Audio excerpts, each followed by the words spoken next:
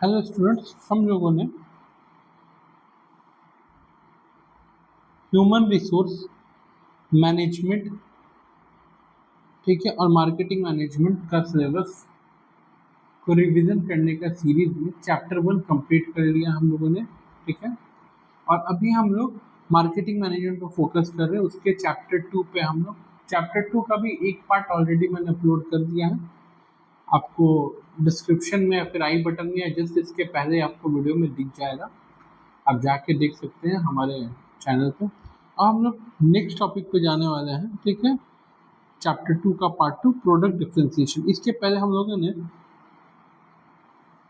Market segment पढ़ा था। Market segment में क्या होता था कि कंपनी अपना प्रोडक्ट डिफरेंट लेवल पे कस्टमाइज करता था for a particular group of individual. उससे क्या होता था कि customer satisfaction, customer oriented product design होता था, प्रोडक्ट बनता था और मार्केटिंग रिसोर्स ढंग से यूटिलाइज हो पाता था एक ऑडियंस को टारगेट करने के लिए, जिसमें मैंने आपको सैमसंग कंपनी का एग्जांपल भी दिया था। आपको जाकर के वीडियो चेकआउट कर सकते हैं। अब हम लोग पढ़ने वाले प्रोडक्ट डिफरेंशिएशन।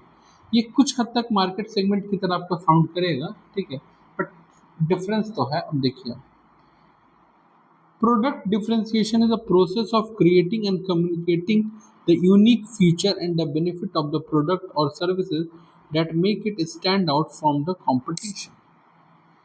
मार्केट सेगमेंट में क्या चल रहा था कि आप अपने ही प्रोडक्ट को अलग अलग सेगमेंट में बांट रहे थे कि ये हाई वेरिएंट है, ये लो वेरिएंट है, उसके अकॉर्डिंग यूज केस के अकॉर्डिंग आप बांट रहे थे। यहाँ पे ना आप अपने प्रोडक्ट को नहीं, आप अपने प्रोडक्ट को ऐसे डिफ्रेंशिएट करोगे, और सिर्फ डिफ्रेंशिएट नहीं करना, आपको अपने प्रोडक्ट को इस तरह से डिफ्रेंशिएट करना कि आपका प्रोडक्ट चीख चीख के अपना फीचर्स बताए, और वो ना कि केवल फीचर्स बताए, वो भी बताए कि हाउ हम कैसे अपने ओपोनेंट या अपने कॉम्पिटिटर से कॉम्पिटिशन प्रोडक्ट से बेटर हैं। ठीक है, the goal is to create अ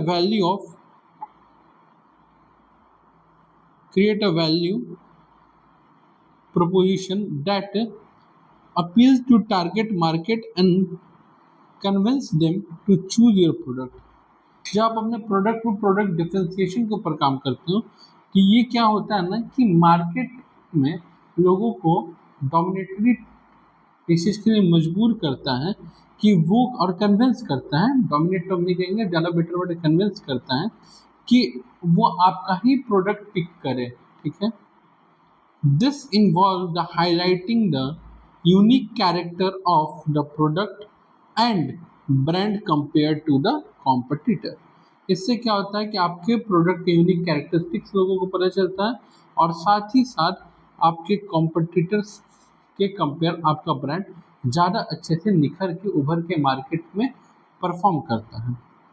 इस प्रोडक्ट डिफरेंशिएशन से फ़ायदा आपको सबसे पहले होता है कॉम्पिटिटिव एडवांटेज का, क्योंकि आप अपने प्रोडक्ट का फीचर इंडिकेट कर रहे हो, ठीक है, कैरेक्टरिस्टिक्स बता रहे हो जो आपके मार्केटिंग स्ट्रैटेजी में पता चल रहा है, तो उस की फीचर्स को, यूनिक फीचर्स को ध्यान में रखते हुए कस्टमर्स आपकी तरफ अट्रैक्ट होते हुए चले जाते हैं। दूसरा, जब आप कस्टमर को वो की फीचर प्रोवाइड करते हो और जेन्युइनली उनको उसी फीचर्स का रिक्वायरमेंट रहता है, तो उनका loyalty towards your brand, towards your product, ठीक है, एंड एक्सपेक्टेशन लॉक्ड हो जाता है, यानी कि वो और लॉयल बन जाते हैं। नेक्स्ट, जब आप इस चीज़ पे फोकस करते हो, ठीक है, तो आप उस यूनिक फीचर के बेस पे एक प्रीमियम प्राइस चार्ज कर सकते हो, प्रीमियम प्राइस। ठीक है, fourth, increase the market share. जब आपका प्रोडक्ट डिफरेंशिएशन बता रहा है, तो आप पहले, मान लो आप पहले प्रोडक्ट बनाते थे और प्रोडक्ट मार्केट में सेल करते थे, तो आपका कॉम्पिटिटर भी बिल्कुल आपकी तरह ही परफॉर्म करता था और आप भी सीधा परफॉर्म करते थे, तो बहुत मार्केट डिस्टरप्ट था। बट अब क्या हुआ है कि आप अपने प्रोडक्ट का ब्रांडिंग, पैकेजिंग और उसका की फीचर्स हाईलाइट करना, ये सब आप जब से स्टार्ट किए हो, तो आप लोग आपके कॉम्पिटिटर से प्रोडक्ट को छोड़ के धीरे धीरे आपकी तरफ शिफ्ट करना स्टार्ट कर दिए। तो इससे क्या होगा कि आपका ना मार्केट शेयर इंक्रीज हो जाएगा। मार्केट शेयर क्या होता है मैं ऑलरेडी बता चुका हूँ, फिर बताता हूँ कि फॉर एग्जांपल अगर पूरा वर्ल्ड में, या फिर एग्जांपल फिर पूरा इंडिया में मान लो कि 200 करोड़ का मोबाइल फ़ोन इंडस्ट्री, हालांकि बहुत छोटा अमाउंट बता रहा हूँ, बट मान लो कि 200 करोड़ का मोबाइल फ़ोन के, स्मार्टफोन का इंडस्ट्री है, उसमें से अगर अकेला केवल सैमसंग 100 करोड़ फोन बेच देता है तो मतलब हम क्या कहते हैं कि सैमसंग के पास 50%, ठीक है, मार्केट शेयर है। तो यहाँ पे उसी मार्केट शेयर का बात हो रहा है। रिड्यूस द प्राइस सेंसिटिविटी, ठीक है, प्राइस सेंसिटिविटी को कम करता है क्योंकि आपका प्रोडक्ट अपना यूनिकनेस बता रहा है, लोग चीख चीख के आपके तरफ, आपके प्रोडक्ट की तरफ अट्रैक्ट हो रहे हैं। Next, type of product differentiation. पहला आता है वर्टिकल डिफरेंशिएशन। इसमें क्या होता है कि आप प्रोडक्ट को रैंक करते हो फ्रॉम बेस्ट टू वर्स्ट, और उसके बाद आप उसको चूज करते हो, आप उसको परचेज करते हो, करेक्ट।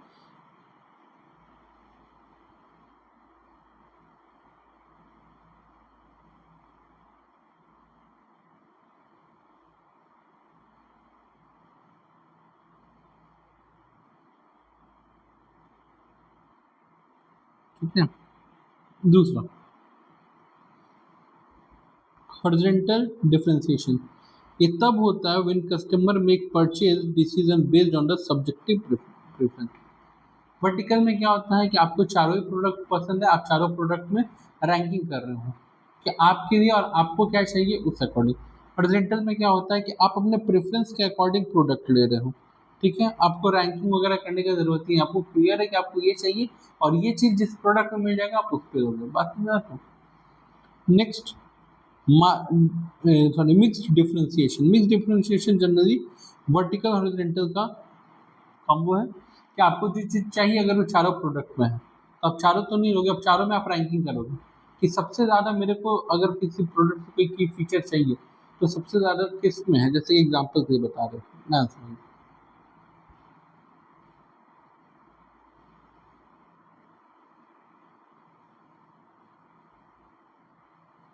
आपको एक स्मार्टफोन लेना है, ठीक है, और आपको बेस्ट कैमरा फ़ोन चाहिए, तो सबसे पहले मान लो एक एप्पल का फ़ोन आ गया, फिर सैमसंग, फिर वीवो, फिर ओप्पो। मैं जनरली ऐसे कर रहा हूँ, ठीक है। अब इसमें से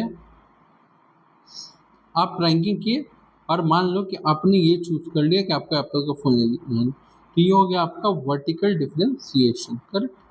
वही आपने क्या किया कि अब आप जैसे डिसाइड करो कि आपको मान लो एप्पल नहीं सैमसंग लेना है, क्या लेना है, तो सैमसंग का कौन सा, ठीक है। अब सैमसंग का कौन सा यानी कि इसका मतलब क्या है कि जैसे सैमसंग S26 लेना है, S25 लेना है, या S27 आ रहा है वो लेना है, मतलब लग्जरी वेरिएंट की बात कर रहा हूँ। ये सब फ़ोन का मॉडल नंबर आपको आई थिंक पता होगा। Samsung S26 ultra, S26, Samsung S25, 25 ultra, ऐसे, करेक्ट। तो अब आप जब इसमें से चूज करो कि कौन सा लेना, दैट इज कॉल्ड हॉरिजॉन्टल। और जब आप इन दोनों के मिक्स पे काम करते हो that is called mix differentiation. तो आपको लगभग लगभग इतना ही बात था, ठीक है। अब हम लोग का इसका डिफरेंस है, चलो हम लोग डिफरेंस पे गौर करेंगे।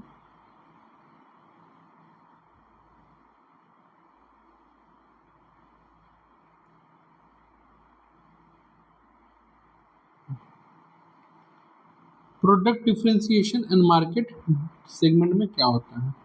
देखो, प्रोडक्ट डिफरेंशिएशन ना क्या है, वो स्ट्रेटेजी है जिससे आप अपने प्रोडक्ट का यूनिकनेस और अपने कंपटीटर से बेस्ट बनाते हैं, ठीक है। वही आपका सेगमेंट में क्या होता है कि आप अपने मार्केट को स्मॉल ग्रुप में बांटते हो। यहाँ पे more focused on the product, यहाँ पे ज़्यादा फोकस प्रोडक्ट पे किया जाता है, यहाँ ज़्यादा फोकस कस्टमर पे किया जाता है। जब हम कस्टमर का नीड समझ लेते हैं तो उस नीड को समझते हुए तो मार्केट सेगमेंट हो गया। अब मार्केट सेगमेंट करने के अच्छा इन इन ग्रुप ऑफ पीपल को इस टाइप का प्रोडक्ट चाहिए और फिर उस प्रोडक्ट पे बनाने पे जब ध्यान देते हैं, मोर फोकस्ड होते हैं हम लोग, तो उसको हम लोग कहते हैं प्रोडक्ट डिफरेंशिएशन, ठीक है। इससे का ऑब्जेक्टिव क्या रहता है कि भाई आप कॉम्पिटिटिव एडवांटेज लो। इसका क्या होता है कि आपका मार्केटिंग इफेक्ट सही बैठे। एम क्या है कि आप यूनिक सेलिंग पॉइंट या फिर प्रोपोजिशन में जाओ कि आपके प्रोडक्ट का कोई यूनिक यूएसपी होना चाहिए। Aim to identify the need and the preference of specific customer, ठीक है। यहाँ पे काम क्या है कि एम करता है स्पेसिफिक कस्टमर का कस्टमर का क्या नीड्स है, स्पेसिफिक ग्रुप ऑफ कस्टमर का यानी कि कस्टमर सेगमेंट का क्या नीड है उस पर फोकस करता है। Implementation involve creating a unique product और सर्विस, और यहाँ पे involve dividing a large market into small group. ठीक है, ये पॉइंट आप रिपीटेड पॉइंट कह सकते हो। ठीक है, अब आता है suitability, more suited to the business that have unique product और सर्विस, जिनके पास more suited to the business that have a large and diverse customer base. ठीक है, जिनके पास बहुत सारा कस्टमर और हर कस्टमर का डिमांड अलग है। कॉस्ट, ठीक है, can be costly and time consuming, requiring the significant investment in the research and development of production और मार्केटिंग। यहाँ पे क्या है, ये कॉम्प्लेक्स है। ठीक है, महंगा नहीं। ठीक है, यहाँ पे कोई एक्सपेंस नहीं लगता है खास करके, मतलब उतना कुछ खास एक्सपेंस नहीं लगता, बट ये भी टाइम कंज्यूमिंग है। बस समझा। तो competitive advantage, can create a competitive advantage, can create a competitive advantage, दोनों कॉम्पिटिटिव एडवांटेज क्रिएट करता है, लेकिन कैसे, यहाँ पे by offering unique product services. ठीक है, यूनिक प्रोडक्ट और सर्विस यहाँ पे आप कैसे क्रिएट करते हो, आप यहाँ पे करते हो लीडिंग टू द हायर से कस्टमर लॉयल्टी, इसके बेस पे। Next, customer loyalty, build brand loyalty. ठीक है, बिल्ड कस्टमर, इस पे आप फोकस करोगे तो आपका प्रोडक्ट, आपका ब्रांड लॉयल्टी बढ़ेगा, और इस पे फोकस करोगे तो आपका कस्टमर लॉयल्टी, कस्टमर का आपके ब्रांड के प्रति लॉयल्टी बढ़ेगा। Research and data analysis, require research and data analysis to identify the unique feature, कि आपके यूनिक फीचर क्या हैं यहाँ पे चाहिए। ठीक है, लेकिन यहाँ पे उल्टा ज़्यादा चाहिए data to identify the analysis of the different customer segment, कि आप डिफरेंट कस्टमर के सेगमेंट को पहचान पाए। अब इसी के साथ हम लोग का ये भी छोटा सा टॉपिक कंप्लीट हो गया। ये चैप्टर 2 का आप सारा क्वेश्चन देख लीजिएगा। हम लोग फिर मिलेंगे एक नई वीडियो के साथ नेक्स्ट दिन, तब तक के लिए टाटा बाय बाय, और स्टार्ट करेंगे प्रोडक्ट।